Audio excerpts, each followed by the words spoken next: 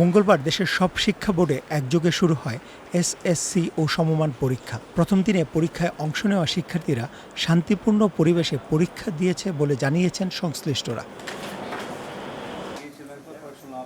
এদিকে এই উপলক্ষে রাজধানীর আন্তর্জাতিক মাতৃভাষা ইনস্টিটিউটে সাংবাদিকদের সঙ্গে কথা বলেন শিক্ষা ও প্রাথমিক গণশিক্ষামন্ত্রী ডক্টর আ.ন.ম এহসানুল হক মিলন। তিনি জানান, সারা দেশের পরীক্ষার পরিবেশ ছিল খুব সন্তোষজনক। আমি খবর নিয়েছি টেলিফোনে সারা বাংলাদেশে সকল বোর্ডের চেয়ারম্যানগণ বলেছেন পরীক্ষা সুন্দর হচ্ছে।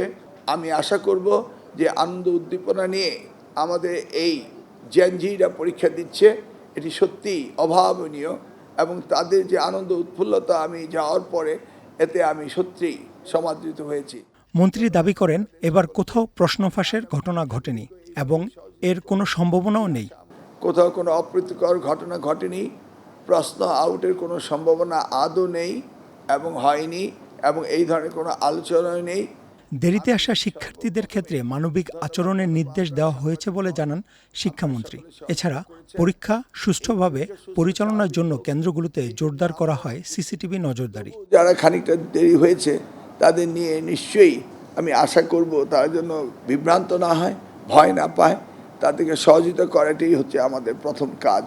এদিকে কিছু স্থানে অ্যাডমিট কার্ড বিতরণ বিলম্বের অভিযোগ উঠলেও বিদ্যুৎ বিভ্রাটকে এর কারণ হিসেবে উল্লেখ করেন মন্ত্রী। তবে এতে কোনো শিক্ষার্থী পরীক্ষার বাইরে পড়েনি বলেও জানান তিনি। হয়তোবা কোনো জায়গায় তাদের সোহেল রানা, বিজয় টিভি, ঢাকা। ডাউনলোড করতে পারেনি, এই ধরনের একটা সংবাদ শুনেছি।